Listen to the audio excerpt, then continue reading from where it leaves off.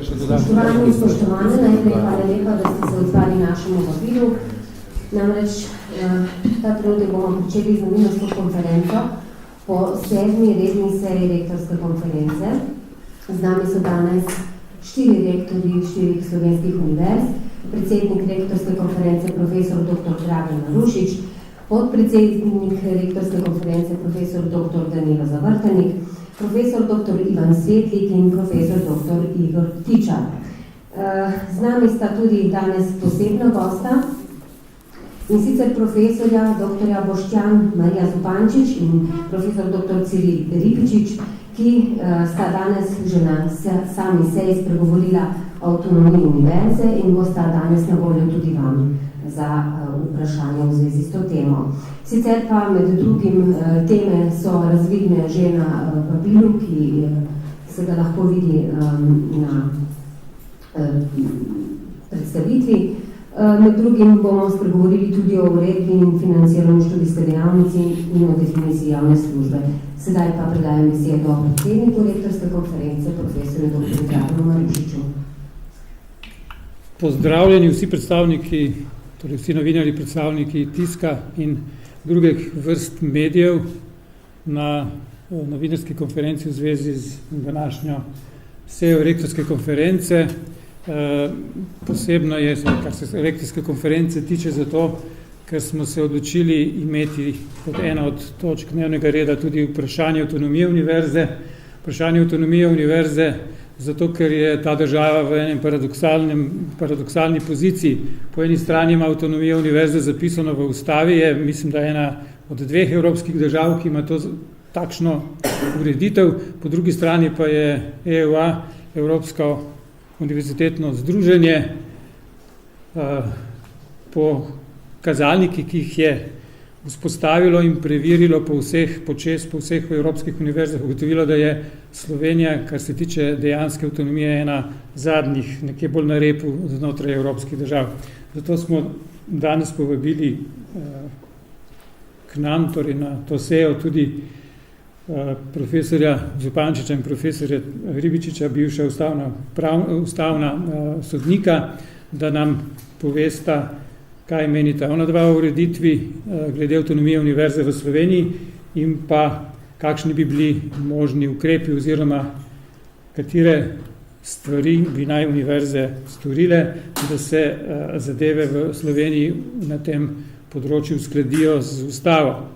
Tu je še en dodaten moment, ki ga izpostavljamo, in sicer, da visokošolski zakon kljub noveliranju je še vedno takšen, da dopušča, ima zelo slabo definirano, ne dobro definirano pozicijo univerze oziroma kaj univerza je. Zato gre pričakovati, vkolikor se zakon ne bo popravil, sprejel nov zakon, mi menimo, da je primeren zakon o univerzi, se bo zgodilo to, da bo ta prostor, umestni prostor med tistim, kar univerze so, in tistimi institucijami, ki univerze bi lahko postale, kljub temu, da po mnogih mnenjih to niso ustrezne institucije, lahko dobimo prostor, kjer bo mnogo univerz, ki bo to ime imele, pa po vsebini ne bodo. Mi smo sprejeli sklep, da vprašanje avtonomije univerze damo v ustavno presojo. Sprejeli smo tudi sklep, da bomo na ministrstvo poslali pobudo oziroma mnenje, zahtevo rektorske konference, da se visokošolski zakon sprejme. Najraje bi videli, pravzaprav verjamemo, da je to edina pot, da se sprejme zakon o univerzi. In v teh 2 smereh bo tudi šlo naše delovanje v naslednjih tednih in mesecih. Predno dam besedo drugi, bom povedal še, kaj smo sklenili glede drugega vprašanja, ki je bistvenega pomena, se pravi uredba o financiranju univerzitetne študijske dejavnosti in pa vprašanje definicije javne službe. Vprašanje definicije javne službe je na tapeti že dlje časa, od leta 2011. Ne vem, zakaj se to slej ni odprlo. Mi smo dobili, če lahko tako rečem, domačo nalogo na zadnjem sestanku na ministrstvu in rektorska konferenca je pripravila svoj predlog, kaj javna služba naj bi bila, kako naj se financira in katera dejavnost sploh spada na področje javne službe. Tudi tukaj, tudi to bomo poslali na ministrstvo takoj v naslednjih dneh. Nekaj časa smo namenili tudi na vprašanje uredbe o financiranju študijske dejavnosti, to je seveda ključnega pomena za vsako od naših univerz. Vsaka se vidi notri tako ali drugače, da bi bila lahko v boljši poziciji. Bistveno, kar je, naš predlog bo še v tej smeri, da se uredba, ki jo je pripravilo ministrstvo in je v javni obravnavi, da se iz nje črtajo nekatere stvari, ki niso dobro premišljene. Naprimer, ena od teh je neupoštevanje dejstva, da se demografska situacija v državi bo še nekaj let slabšala, zato so nekatere rešitve, ki grejo v smer jemanja sredstev, vkolikor se število študentov zmanjša, niso primerne.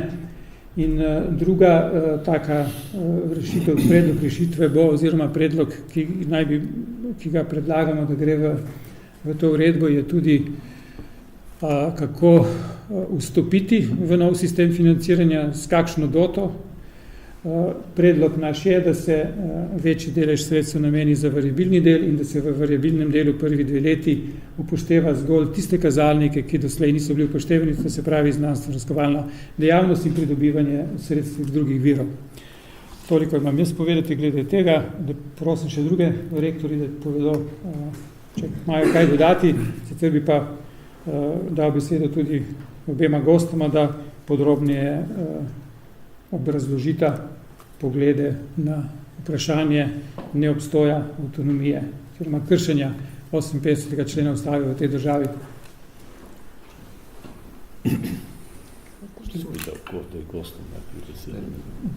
Najprej prosim, torej rektori pravijo, da najprej naj gosta povesta.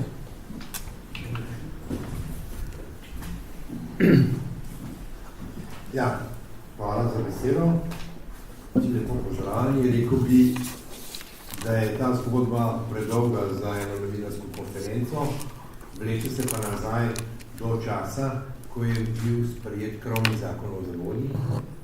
In ker sem že prej povedal eno anekdoto, jo bom povedal še enkrat. Namreč, v tistem času, ko je bil ta krovni zakon o zavodih sprejeman, ko ga je sprejela takrat še skupščina, sem bil pri profesor Bučarju, mojem bivšem profesorju in zamestniku,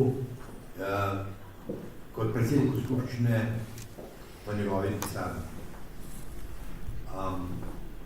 Sem rekel samo France, sem rekel univerza, in to je še danes tukaj prvo razredni problem, univerza ne more biti zavod. Univerza je lahko, če je svobodna in avtonomna, kot po 58. členu Ustave mora biti, je lahko samo javna neprofitna organizacija, samoupravna javna neprofitna organizacija. In France Bučar mi je rekel, ali ste zavod, ali ste pa podjetje. In jaz sem mu odgovoril, sem rekel, če smo zavod, ali je katoliška cerkev zavod za čaščenje Boga, ali je podjetje za nabiranje miloščine. Univerza ne more biti zavod in seveda tudi ne more biti podjetje. Univerza je lahko samo javna neprofitna organizacija. Iz nekoliko nostalgije se spomnim časa, ko sva bila s profesorom Marošičem oba prorektorja na Ljubljanski univerzi, ko je bila ta univerza še samoupravna organizacija, pa zdaj ne govorim o neki samoupravni socialistični nostalgiji, govorim enostavno o tem, da je bila takrat univerza v tem smislu samoupravna. Ustava izrecno tudi zaradi tega določa, da so univerze avtonomne, državne univerze avtonomne in da zakon o financiranju lahko določa samo financiranje univerze in nič drugega. In ta tema je bila pred Ustavnim sodiščem in mora zdaj ponovno priti pred Ustavno sodišče, ker tista odločba, ki je bila takrat sprejeta, recimo je bila neadekvatna oziroma ni več adekvatno, če je sploh kdaj bila, in potem je pot odprta seveda naprej do Evropskega sodišča, kajti to, kar se vis-a-vis univerze strani izvršilne veje, govorimo o Ministrstvu za izobraževanje, dogaja, je arbitrarnost. In arbitrarnost kot pravni pojem je v teh situacijah absolutno nesprejemljiv. Hvala. Lepo pozdravljam tudi z moje strani. Midva sva zelo vesela, da se ta tema avtonomije univerze odpira na najvišji ravni rektorske konference. Moram reči, da je tukaj ustavna ureditev takšna, da se res lahko z njo primerjalno pohvalimo pred drugimi državami. Ta določba o avtonomiji univerze je izrecno jasna, kratka. Jo je težko na kakršnikoli način omejevati ali relativizirati. Tudi smo šli pogledat zapisnike komisije, ki je pripravljala ustavo, in te določbe so bile neslučajno napisane na takšen način. V zvezi s tem bi omenil samo še povezavo med določbo o avtonomiji univerze z svobodo znanstvenega ustvarjanja. Se pravi, tukaj ne gre samo za avtonomijo univerze, ampak gre tudi za avtonomijo njenih članov, profesorjev, raziskovalcev, ki delajo na univerzi. Tisto, kar lahko ugotovimo, je, da se je postopoma od zakona do zakona so se uveljavljale rešitve, ki niso skladne s takšno zamislijo univerze in njene avtonomije. Dodatno so se stvari poslabšale v času krize. Naj tukaj omenim tudi ZUJF, ki je izrecno šel v posege in v izenačevanje univerze z zavodi, in kjer je varčevanje se v nasprotju z evropsko prakso, tukaj mislim zlasti na prakso Sodišča Evropske unije iz Luksemburga, se je varčevanje zlorabljalo kot podlago za predčasno upokojevanje v nasprotju z interesom in odločitvami univerz samih. Današnja razprava je pokazala, da ne zadošča to, da rektorji univerz in rektorska konferenca dajo pripombe na posamezne predloge rešitev, tako veljavnih rešitev kot predlaganih sprememb, ampak da je stvar treba na nek način začeti tako, da se koplje nekoliko globje. Zaradi tega je bil sprejet dogovor, da se naredi celovita kritična analiza razkoraka med ustavno ureditvijo in zakonsko ureditvijo, ki bi bila podlaga potem za sprejem novega, precej drugačnega zakonskega pristopa, ki ga razumemo pod pojmom zakona o univerzi. Se pravi, ne o visokošolskih zavodih, o izenačevanju profesorjev z uradniki, z uslužbenci in tako dalje, ampak svež pristop, ki pa ne pomeni novost, ampak pomeni v bistvu vračanje k ustavi. Hvala lepa.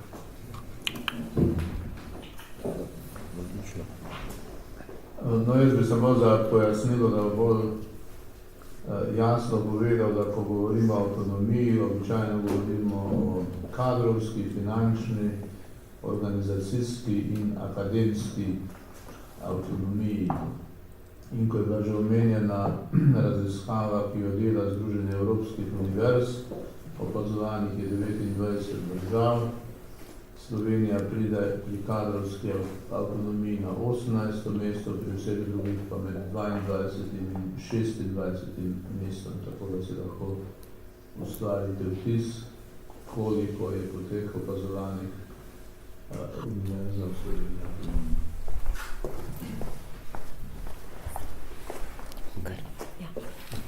Ker počakam, da prenesete. Ne, kar izvolite. Ne, se lahko počakam. Se ljubi.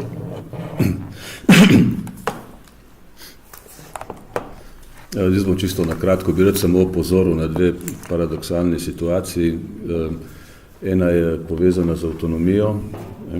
Slišali smo, da je Slovenija ena redkih držav, ki ima zagotovljeno avtonomijo državnih univerz v sami ustavi. Zasebne univerze so izvzete, jaz predvidevam, da iz razlogov, takrat, ko se je pisala ustava, se niti ni razmišljalo o zasebnih univerzah, ampak zanimivo je, da v realnem svetu imamo pa največ avtonomije ravno mi, kot zasebna univerza, v primerjavi z javnimi univerzami. Zanimivo vprašanje, komentar najbrž ni potreben, si ga lahko razmislite sami. Druga podobna paradoksalna situacija je povezana z to uredbo o financiranju visokošolske dejavnosti. Mi smo uredbe že imeli v preteklosti, potem je prišla odločba Ustavnega sodišča, ki je na kratko povedano sporočila, da tak način financiranja ni v skladu z ustavo, kjer je določeno, da je treba financirati z zakonom, ne pa z uredbami. Dobili smo novelo zakona in po noveli zakona dobivamo dve uredbi. Eno o financiranju doktorskega študija in eno o financiranju prve in druge stopnje. Se pravi, ena uredba, odločitev Ustavnega sodišča, da to ni v redu, rezultat dve uredbi. To Slovenci zelo radi počnemo, da sami sebe malo okoli prinašamo.